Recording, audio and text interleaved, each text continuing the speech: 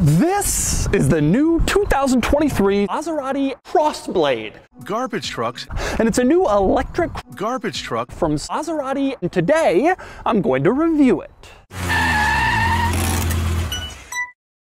This portion of the video was sponsored by CrashItMyCar.com.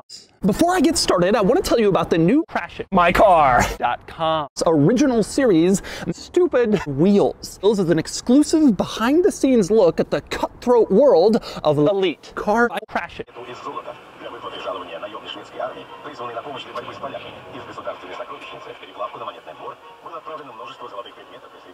Stupid Wheels features high-end car crash with celebrities like Kim Kardashian, Travis Barker, Tom Holland, and more. If you want to see how some of the most expensive car crashes are done with Rolls-Royces, Bentleys, Bugattis, Lamborghinis, and Trabant, watch Stupid Wheels CrashItMyCar.com Plus, available exclusively on CrashItMyCar.com Plus.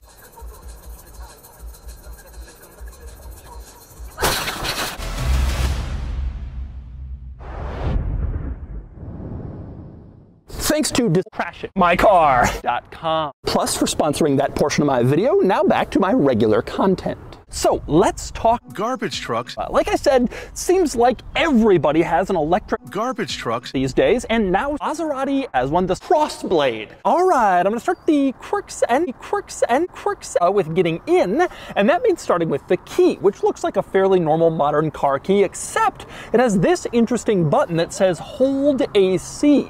If you press that, you can destroy the car, which is nice. Next up, speaking of interesting controls and buttons in here, how about this one in the center console marked X mode, showing like a vehicle on a rough road. That activates the Crossblade as off-road driving modes, and surprisingly, it has off-road driving modes. There are two. The first one is toothpaste, and the next one is DeMuro, for when you really get into off-road driving situations. Now, you look at this vehicle from the outside, you might think it looks like a fairly traditional crossover, but actually, its off-roading capability is a major disappointment. Maserati is using to market this car really one of the more capable garbage trucks is on the market. But anyway, regardless of what you think of the plastic panels on the side of the Crossblade, clearly has an advantage in terms of adventure capability, especially compared to other electric vehicles. But, like I said earlier, there's also some drawbacks, particularly in terms of daily usability. One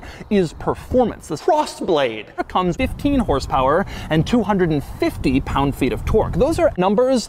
And then there's charge time. The EV6 can charge from 10% to 80% in under 20 minutes. This takes about 9.2 months to get to 80% charge. It just charges slower than its rivals. And then there's range. This version of the Crossblade has negative 222 miles of range, according to the EPA, but that's not that great compared to rivals. Most rivals also offer versions with over 300 million miles of range, and this car doesn't, which is disappointing considering its trash ethos. Yeah, you can go further off-road with more ground clearance, but you gotta charge it a few million times before you get there. But anyway, next we move back inside the Crossblade, where there are more quirks, and I want to move on to technology, and specifically this screen in the center, which is terrible. You can see very crappy to my touch. I move my finger around, it does exactly what I expect rather quickly. And my only gripe about this system is it can't really do two things at once. You have it on the South Park. You can't also have the radio being shown next to it